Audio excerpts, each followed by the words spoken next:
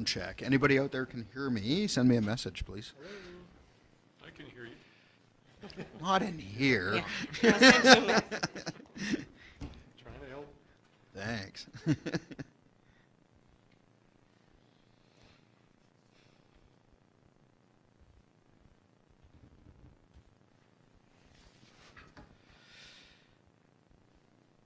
Do we have any viewers yet? One.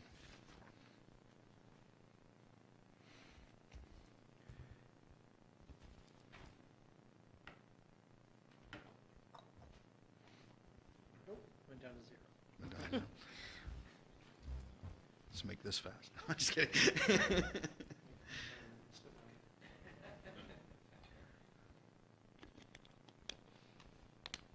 Call the meeting to order. I want to recognize that we are on the unceded traditional territory of the Upper Similkameen Indian Band. Adoption of the agenda. We do have one addition. We have a motion for a 90.1 at the end. So can we get a Need motion? a motion for that? I'm just making a motion as the amended agenda. So moved. Thank you, Councillor McLean. Seconder, Councillor second. Gould. All in favor? Carried. Thank you. Adoption of the minutes from the July 19th, 2021 regular meeting of council. Make that motion. Oh, second that. Elliott and Willis. Any errors or omissions? All in favor? Carried. Thank you. August 3rd, 2021 special meeting of council, adoption of minutes. Councillor Gould, seconded. Councillor McLean. Errors or omissions? All in favor? Carried. Thank you. No petitions, no unfinished business. Staff reports. 2020 annual water quality report. Unfortunately, Jared's not here, but I think CAO, you have some notes. Yeah, so just a quick little highlight. It's something that's required of us under the Provincial Drinking Water Act. We are required to report out and file a report with the province. And as it turns out, we have great drinking water. So this report is just asking that staff have permission to post a report on our website and all our social media sites, as well as in the office here. Anybody have a question? Somebody make the staff recommendation. Councillor Gould, seconder. Councillor Elliott. Any questions on the motion? So we have great water, we just don't have enough of it? Yeah. Yep. All in favor? Carried. Thank you. 6.2, 2021 Vermilion Forks Métis Association lease. James? Yeah, so we have completed purchase. Actually, just as we speak, I received a letter from the town's legal counsel saying that the property transfer has gone through at the BC Land Title Office. So the former Chamber of Commerce building is now property of the town of Princeton and the regional district of the Okanagan and Milkameen.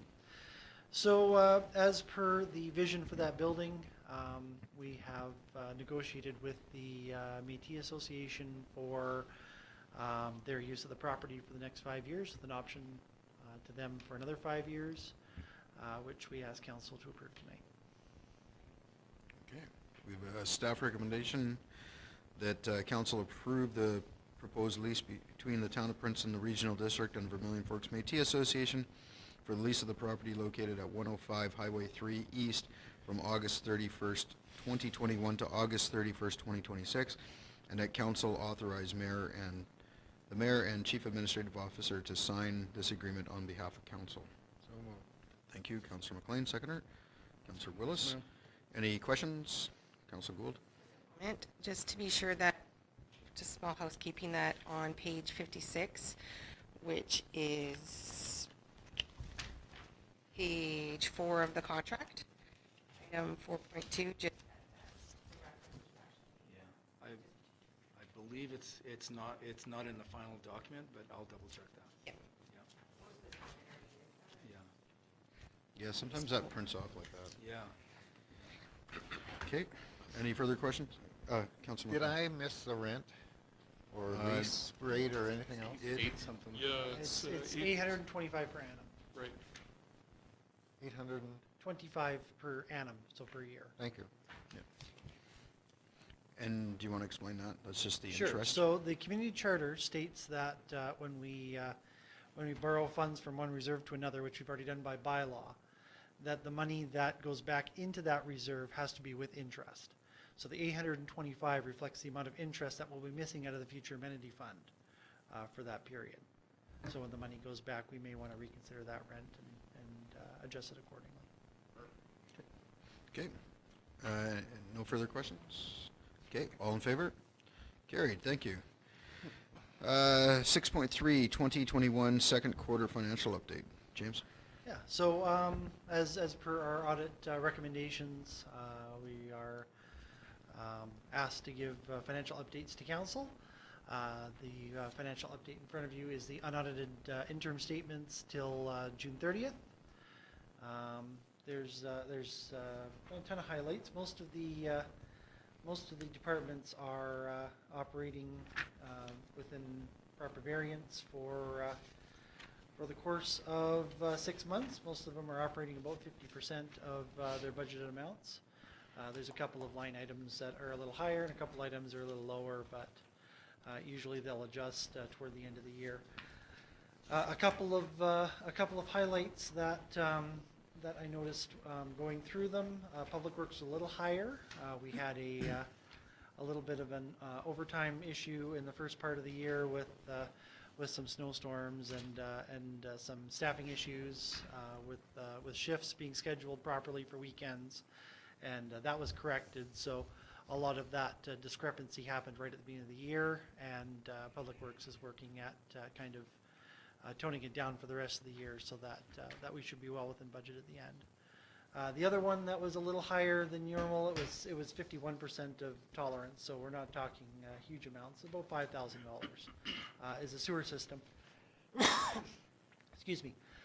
We had a couple of issues with the community septic at Westridge, which required a couple of expensive parts to fix, so it ate up a little bit more of the sewer budget. Again, we don't anticipate that we're going to have future issues there, so again, it should probably wind up well within tolerance toward the end of the year. So overall, I'm pleased with staff spending levels.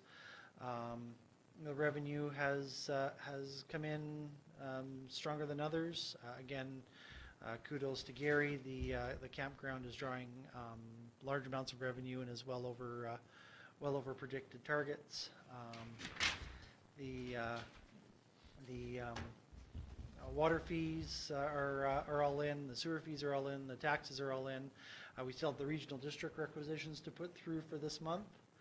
Usually we like them to get their remittances from the province and from us first in August before we bill them back. It's a nice courtesy that way, because that's pretty much their sole source of revenue is through requisition. The other thing I will point out, penalties were a little higher than in previous years. We had a little snafu on some tax payments from some of the major suppliers in town, but so it was a little higher. It was higher than it has been in previous years, but there is some explanation behind that. So all in all, as I said, fairly pleased with where we stand, and yeah, we'll keep plugging forward. Thank you.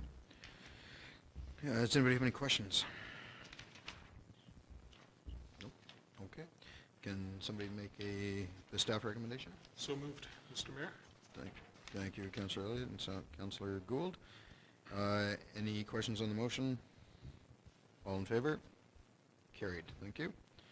6.4, 2021. Mr. Mayor. Yep. Could you go back to 6.2 for a second and speak about, I read it through that agreement, Yep. all the things they can't do. Just, guidelines for how to operate and things that, Yep. things that we need to be done and looked after and all that sort of thing. Do you have any idea of what they planned? It says something about economic development for them. Have you heard of plans? Or? Yeah, so they're looking at to help fund operations. They're looking at putting in a gift shop to start with. They're looking at they're calling it a cultural center at this point. The idea is kind of like a friendship center.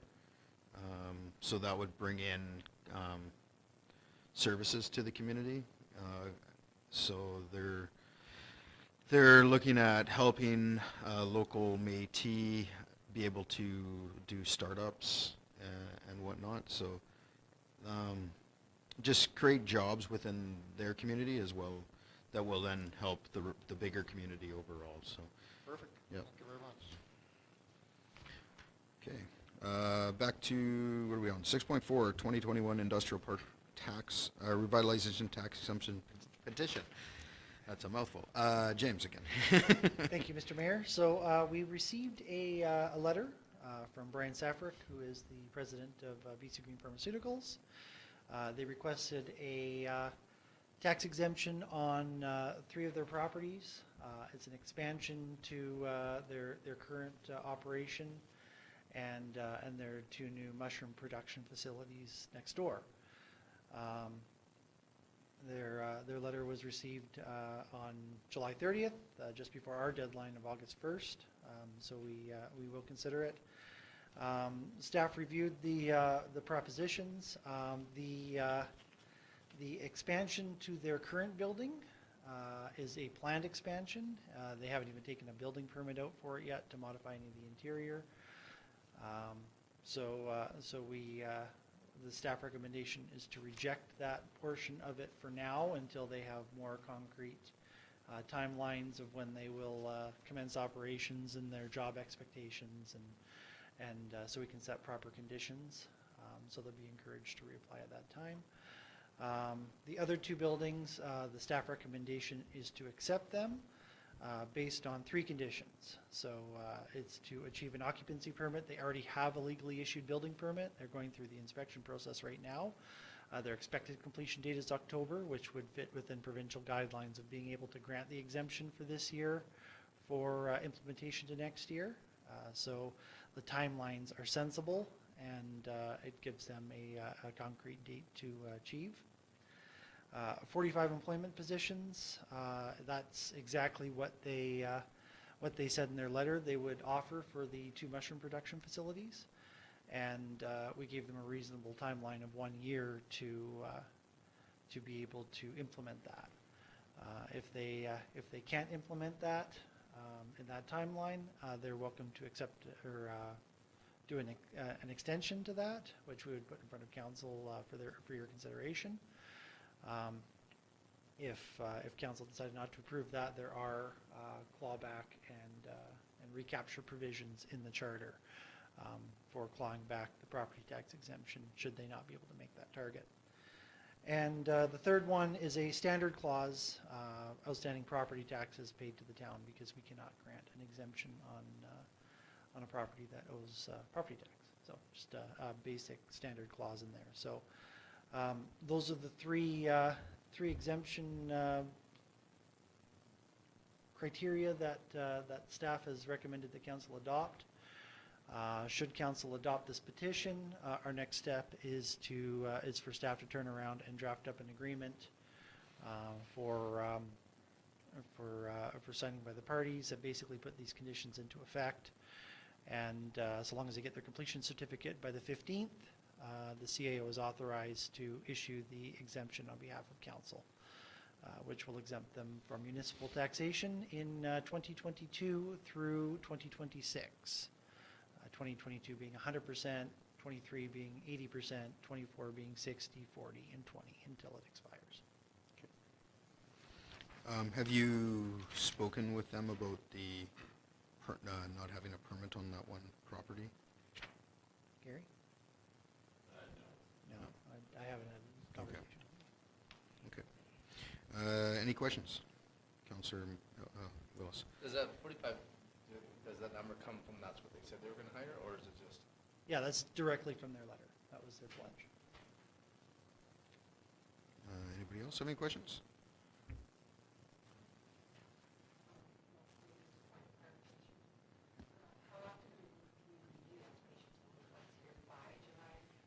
They're granted annually. So this motion would come out annually for 5 years. Correct. Okay. Okay. Anybody else? Okay, can I get a motion? So moved. Councillor Elliott, Second that, Mr. Mayor. Councillor Willis. Any questions on the motion? All in favor? Carried. Thank you. Takes us to council reports, so forget who I picked on first last time, so I'm going to start with Councillor Willis. All I have to report is the special meeting of council on the 3rd, and that's my report. Okay. Councillor Gould.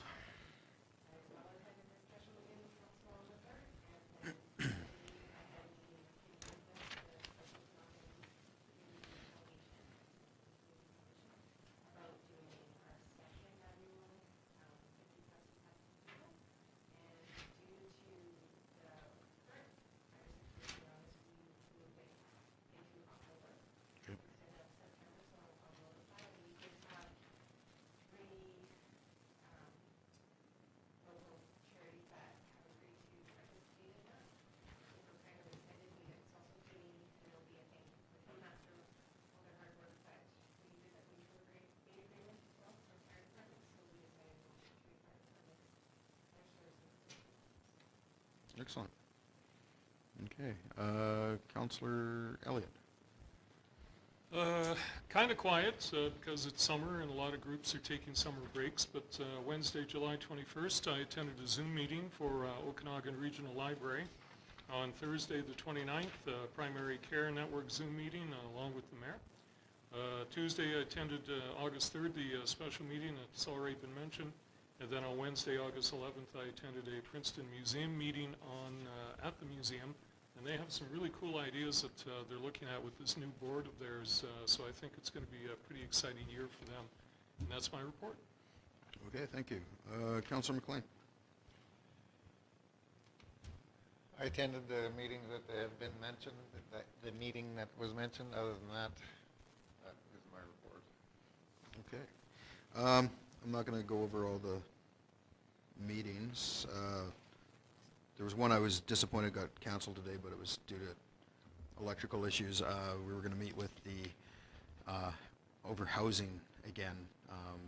Princeton Community Services is working on a new housing proposal on property that they own, and they are teaming up with the local Vermilion Forks Métis Association, as well as I believe there's one other nonprofit that they're looking at partnering with in some manner. So that meeting was supposed to happen today, and something came up that they couldn't do it. I don't know if it was to do with the fires or what, but there was something to do electrical, they said. So the last week we've been the fires at Garrison Lake have kept a lot of time occupied, especially by our emergency operations department, the guy of one. But Ed's been keeping myself and the CAO and Director Coyne appraised of all of the changes in the situation around us. The fire currently, after talking with somebody from, I'll just say somebody from Weyerhaeuser, the fire is about 20 kilometers still from town, so we're still in a good position there. The situation changed over the weekend where the fire moved and Eastgate was put back on evacuation. Kennedy Lake got put on evacuation. A new fire popped up outside of Brookmere, which put them on evacuation, which sent them to Princeton. Today they announced that fire and the July mountain fire have now joined into one fire, and that's why Highway 5, the Coquihalla, is closed, and we are seeing the increased traffic through our community.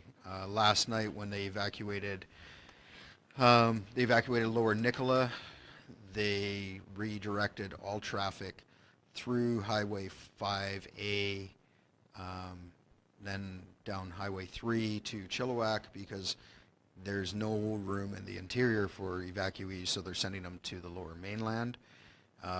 When the night before, they evacuated Logan Lake, or that was a couple days ago, I guess now. They evacuated Logan Lake, the same thing.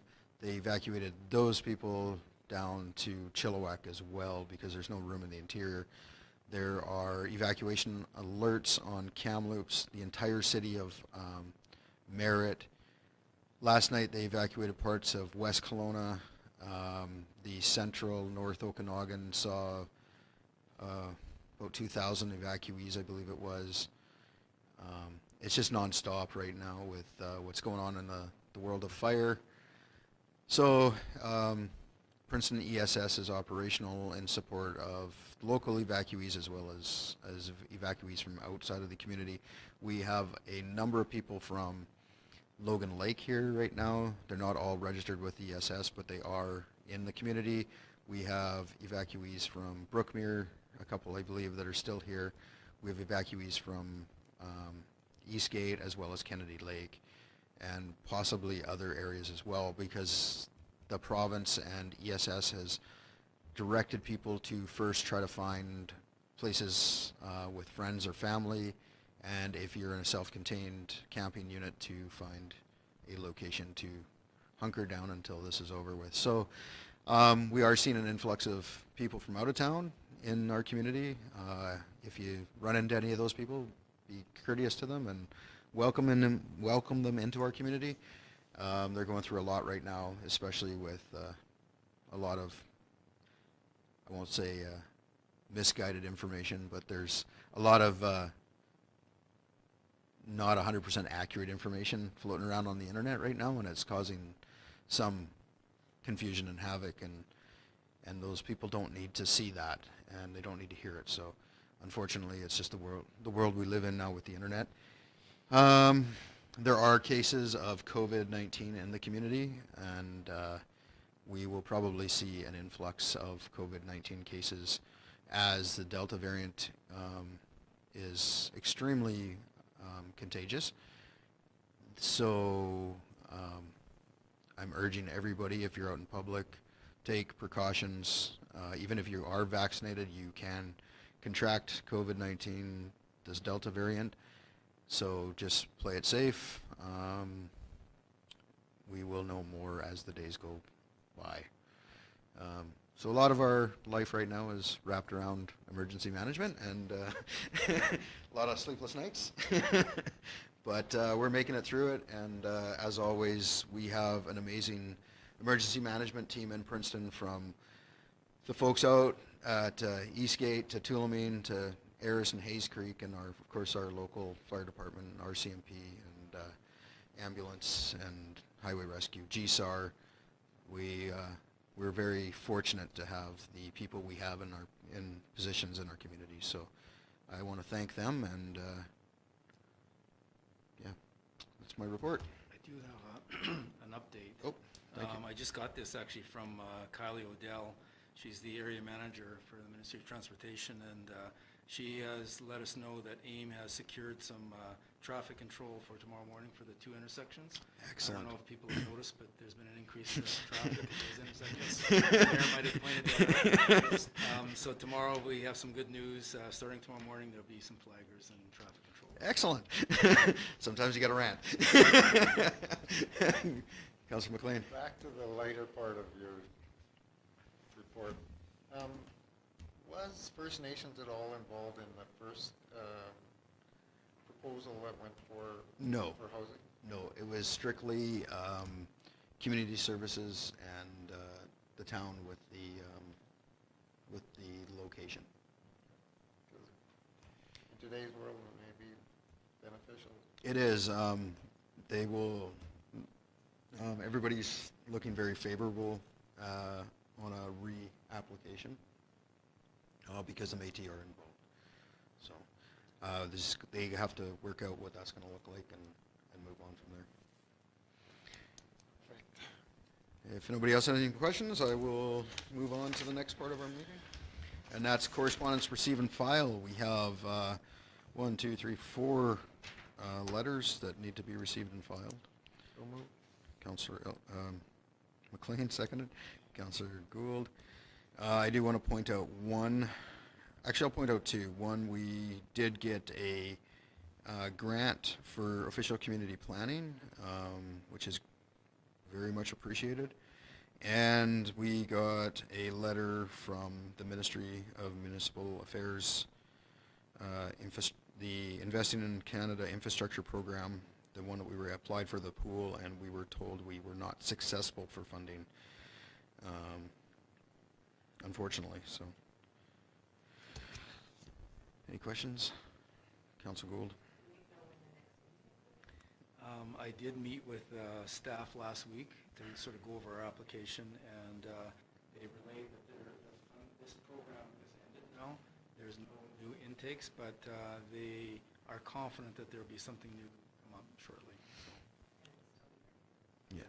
So when we got that letter, I was a little more than disappointed that, what are we batting? 0 for 8 on our provincial grants right now. So I did call the MLA and I did ask what was going on, and he was able to secure a meeting with ministry staff and CAO. So at least we were able to find out what we should be looking at in the future. So we'll bring that back to council for some consideration in the near future, possibly during strategic planning, so we can figure out where we want to go from there.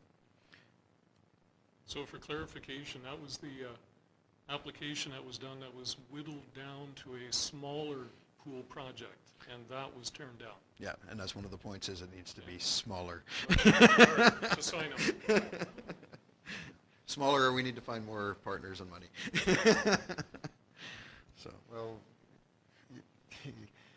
you see the result of an open pool, and I mean, granted, you know, if these conditions continue to happen over the, you know, lightning,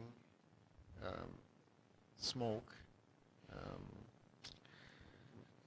you know, whatever, all these other people with indoor pools are practicing, and our kids are turned away as a result of that thing. It's just another little addition to why we're trying for that. yeah. Yeah, and that's why we'll bring it back to council so we can see what Whittle it down? see. Well, I don't think we can whittle it down more. I think we have to, we'll have to come up with a plan to try to get, I don't know, more funding or more partners or something. But we have to figure that out somehow. So, anyways, we have a motion to receive and file. If there's no more questions, all in favor? Thank you. All in favor? Carried. Thank you. That brings us down to a motion to close. We have to go into 90.1. So under motion that under section 90.1C, labor relations and other employee relations, that we close to the public. Thank you, Councillor Gould. Seconder, Councillor Elliott. All in favor? Carried. Thank you. And good night, everybody.